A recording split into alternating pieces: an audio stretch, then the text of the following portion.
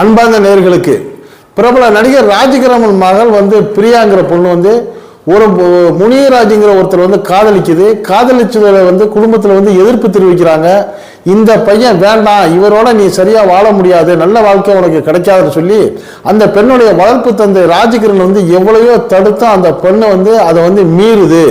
இப்படி இடைப்பட்ட காலத்துல சில காலம் அந்த முனிராஜை விட்டு இது அமைதியா பெங்களூர்ல போய் தங்கி இருக்குது. அப்படிப்பட்ட சூழ்நிலையில ஒரு 1.5 வருஷம் கழிச்சு திருப்பி இந்த முனிராஜ் போன் பண்ணி என்ன பண்றாரு, நீ நல்லா இருக்கியான்னு கேட்கிறாரு. அப்ப இந்த பிரியா என்ன நினைச்சுக்கிறது, சரி நம்ம பிரச்சனை 1.5 வருஷத்துக்கு முன்னாடிதான் காதல் பிரச்சனை ஓடி இருக்கு, இந்நேரம் கல்யாணம்லாம் ஆகி அவர் குடும்பம் கொடுத்தனமா இருப்பான்னு நினைச்சுக்கிட்டு பேசுறப்ப, இல்ல இல்ல நான் இன்னும் கல்யாணமே பண்ணிக்கல, உனக்காகத்தான் காத்திருக்கிறேன், வாழ்ந்தா உன்னோட தான் வாழ்வேன்னு சொல்லி அன்பு வார்த்தைகளை அள்ளி வீசின உடனே இந்த பிரியா அவருடைய வார்த்தைகளுக்கு மயங்கிருச்சு. மயங்கினதோட விளைவு தான் என்ன பண்ணுச்சு, இல்லை நம்ம இவரைத்தான் கல்யாணம் பண்ணணும், நமக்காகவே 1.5 வருஷமா காத்துக்கிட்டு இருந்திருக்காரு, நம்ம நினைப்பாவே இருந்திருக்காரு, கட்டுனா இவரைத்தான் கட்டணும்னு சொல்லி உறுதி எடுத்த பிரியா என்ன பண்ணுது, இந்த குடும்பத்தில் தன்னுடைய தந்தை வளர்ப்பு தந்தையா இருக்கிற ராஜகிரண் அவங்க அம்மா இப்படி எல்லாரும் சொல்லையும் மீறி என்ன பண்ணுது, இது அவர் தான் கல்யாணம் பண்ணணும்னு முடிவு எடுக்குது. வீட்டை விட்டு ஓடி போயிட்டு திருமணம் பண்ணிக்கிறது. இதெல்லாம் நமக்கு தெரிஞ்ச கதை. அப்படி ஓடி போறப்ப சில நகைகளையும் எடுத்துட்டு ராஜகிரண் வீட்டில இருந்து அந்த பெண்ணுக்கு போட்ட நகைகளையும் எடுத்துட்டு போகுது. ரொக்கம் 25,000 கொண்டு போகுது. அப்ப கல்யாணம் பண்ணி முடிச்ச பிறகு இந்த கல்யாணத்துக்கு என்ன பண்றாங்க, இவங்களுக்கு இந்த திருமணத்துக்கு மறுப்பு தெரிவிச்ச கூட்டத்தில் இருந்தவங்க அந்த என்.டி. ராமாராவ் அவர்களுடைய மனைவி லட்சுமி பார்வதி அம்மாவோட என்ன சொல்றாங்க, சரி நீ இந்த பொண்ணு வேற வழி இல்லை, இப்படி பண்ணிட்டு போகணுங்கன்னு ஒரு அமைதி காத்த சூழ்நிலையில இது என்ன பண்ணுது, இந்த பொண்ணு இதோட இஷ்டத்துக்கு சொந்தம் பந்தம் வளர்த்தவங்க தாய் தகப்பன் எல்லாரையும் மீறி அந்த முனிராஜை முழுசா நம்பி போய் கல்யாணம் பண்ணிக்கிறது. கல்யாணம் பண்ண பிறகுதான் முனிராஜோடைய சுயரூபம் பூரா இந்த பொண்ணுக்கு தெரிய வருது. கல்யாணம் பண்ணின உடனே இது என்ன பண்ணுச்சு தெரியுமில, இந்த கல்யாணத்துக்கு மறுப்பு சொன்ன ராஜகிரனை பத்தி அவதூறா செய்தி வலைதளங்கள்ல பேட்டி கொடுத்துச்சு. எங்க அப்பா எங்க காதலுக்கு ரொம்ப இடைஞ்சலா இருக்கிறாரு, எங்களை அப்படி செய்யறாரு, சிரமம் கொடுக்குறாரு, தொல்லை கொடுக்குறாரு அப்படின்னு சொல்லி இவருடைய காதலன் முனிராஜ் ஏதோ பெரிய தியாகி மாதிரியும், இந்த ராஜகிரண் இவங்களுக்கு கொடுமை செய்யற ஒரு வில்லன் மாதிரியும் இது நிறைய பேட்டி கொடுத்தது. இது தமிழ்நாடு முழுக்க பரபரப்பா பிரசுரமானது எல்லாருக்கும் தெரியும்.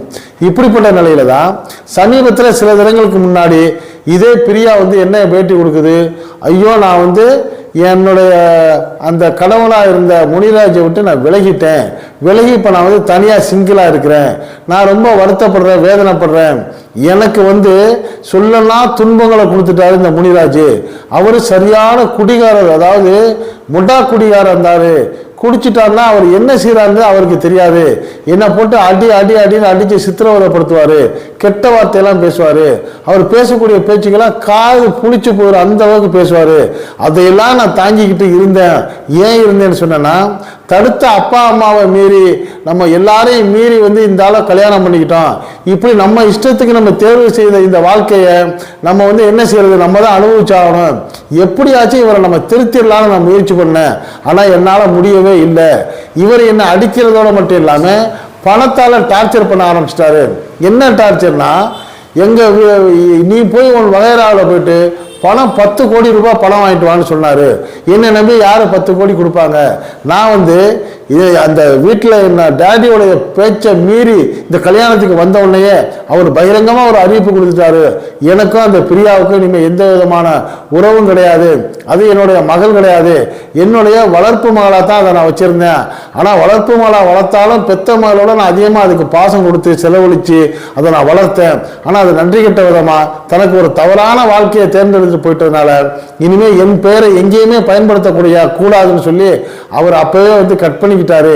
அவர்கிட்ட போயிட்டு நான் எப்படி 10 கோடி பணம் கேட்க முடியும், வேற யார்கிட்ட கேட்க முடியும், சகோதரர்கிட்டயோ உறவுகள்கிட்டயோ கேட்டா யாரு 10 கோடி ரூபாய் கொடுப்பாங்க? ஆனா இவர் என்ன சொல்றாரு, நான் உன்னை பணம் கிடைக்குன்னு எதிர்பார்த்தா உன்னை கல்யாணம் பண்ணிக்கிட்டேன் அப்படின்னு சொல்லி இவர் டார்ச்சர் பண்ணி அடிக்க ஆரம்பிச்ச பிறகு என்னால தாங்க முடியல. ஒரு கட்டத்துல இவர் எப்படியுமே நம்ம திருத்திடுவோம்னு சொல்லி ரொம்ப முயற்சி பண்ணேன். அப்படி முயற்சி பண்றதெல்லாம் வீணா தோத்து போச்சு. ஒரு நாள் நாங்க ஒரு ராமநாடு கோவிலுக்கு போகிறப்ப இவரோட சேர்ந்த ஒரு சில உறவுகள் வந்திருந்தாங்க. அப்போ அவங்க சொன்னாங்க, இவரை நீ திருமணம் பண்ணிக்கிட்ட? ஏற்கனவே இவர் ஒரு பொண்ணை தாரணிங்கிற ஒரு பொண்ணை கல்யாணம் பண்ணுறப்ப அதுக்கு முன்னாடி இவரால் ஏமாற்றப்பட்டு கைவிடப்பட்ட 2 பெண்கள் தகராறு பண்ணாங்களே, அப்படி இருக்கிற சூழ்நிலையில் நீ எப்படி மாட்டினா அப்படின்ட்டு எங்கிட்ட கேட்டாங்க. அப்போவே எனக்கு ஒரு பெரிய அதிர்ச்சியாக இருந்துச்சு.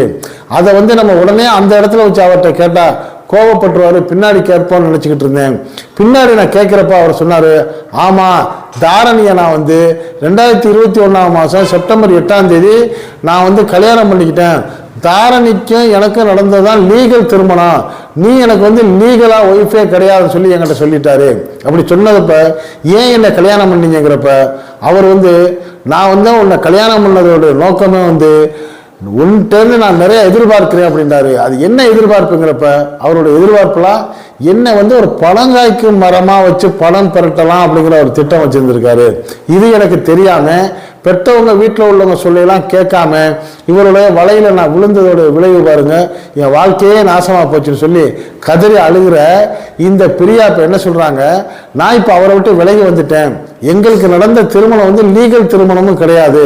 அது நாங்க அது முறிவு ஏற்பட்டுருச்சு. எங்களுக்கு 2022 திருமணம் நடந்துச்சு. 1 வருஷத்துலேயே இவருடைய கொடுமையை தாங்க முடியாம நானும் முடிந்தளவு சகிச்சு பார்த்துட்டு வேற வழி இல்லாம இப்ப வெளியே வந்துட்டேன். இப்ப நான் வெளியே வந்துட்டேங்கிறத தெரியப்படுத்துறதுக்காக தான் என்னுடைய தந்தைக்கு நான் என்ன பண்ணேன், ஒரு செய்தியா வலைதளத்தில் போட்டேன். அதோட இந்த முனிராஜுக்கும் நமக்கும் உள்ள உறவு முறிஞ்சிரும் அப்படிங்கிற செய்தியும் எல்லாருக்கும் தெரிஞ்சிடும், நம்மளும் அமைதியாகும்னு நினைச்சேன். ஆனா முனிராஜ் விடுற மாதிரி இல்லை. அவர் கூட நான் இருக்கிறப்ப என்னை பல முறை மிரட்டி பணம் கேட்கிறப்ப என்ன சொன்னாரு, நீ பணம் வாங்கி தரலன்றாலோ அல்லது நீ என்னை விட்டு ஓடி போயிட்டாலோ நான் உன் அம்மாவை பற்றி அவதூறா கடுமையாக கேவலமாக பேசி அசிங்கப்படுத்திடுவேன், உன் குடும்பத்தை அசிங்கப்படுத்திடுவேன்னு சொன்னதோட மட்டும் இல்லாமல் என்னை வளர்க்குறதுக்கு தாயாக இருந்த என்டி ராமாராவ் அவர்களுடைய மனைவி லக்ஷ்மி பார்வதி அவர்களை பற்றியும் நான் கேவலமாக பேசுவேன்னு சொல்லி என்னை மிரட்ட ஆரம்பிச்சிட்டாரு. என்ன பேசுவார் என்ன செய்வார்னு எனக்கே தெரியலை. எப்படி இருந்தாலும் இப்போ ஒரு கடுமையான ஆள்கிட்ட நம்ம மாட்டிக்கிட்டோமே, முடிஞ்ச எவ்வளோ நம்ம திருத்தி பார்ப்போம் நான் முயற்சி பண்ணேன். அதெல்லாம் தோல்வியான பிறகுதான் வேற வழி இல்லாம இப்ப வெளியே வந்திருக்கிறேன்.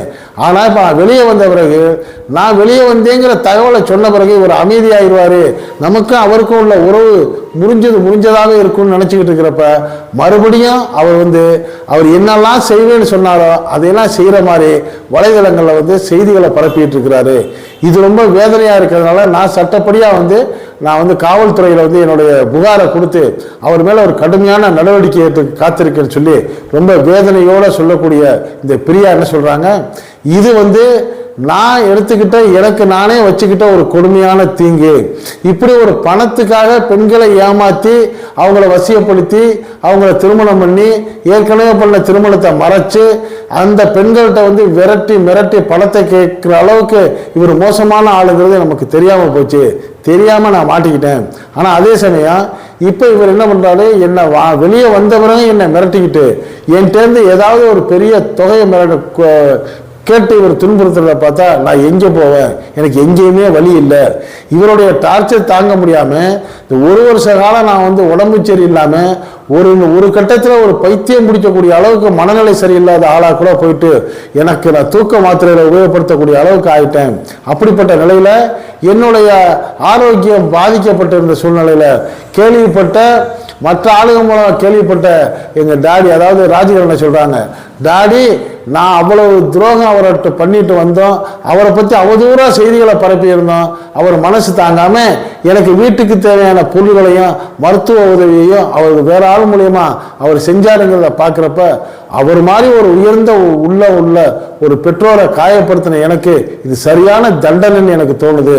அதனால நான் எடுத்துக்கிட்ட இந்த முடிவு என்னால நானே தவறா நடந்த முடிவு. நான் ஒரு சரியான ஒரு பண பேய் பிடித்த பெண்களை ஏமாற்ற ஒரு கல்வன்ட்ட ஒரு சரியான மொடா குடிகாரன்ட்ட மாட்டிட்டு என் வாழ்க்கை சீரழிஞ்சு போச்சு.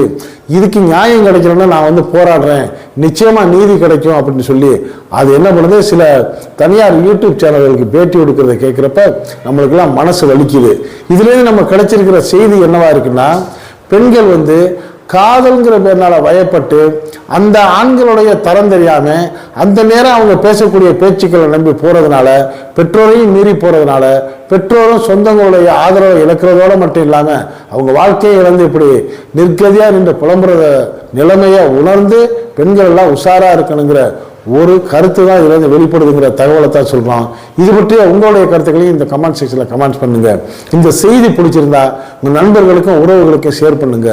இதே போன்ற அரிய செய்திகள் உள்ளபடி உடனுக்குடன் உங்களுக்கு வந்து சேர இதுவரை நம்ம சேனலுக்கு சப்ஸ்கிரைப் பண்ணாதவங்க சப்ஸ்கிரைப் பண்ணுங்க. மறக்காம பக்கத்தில் இருக்க பெல் ஐக்கானை கிளிக் பண்ணுங்க. அப்பதான் நம்ம போடக்கூடிய ஒவ்வொரு செய்தியும் உங்களுக்கு உடனுக்குடன் நோட்டிபிகேஷன் காட்டும். நீங்க விரும்பிய செய்திகளை பார்க்கலாம். இன்று இணைந்திருப்போம். நன்றி, வாழ்த்துக்கள்.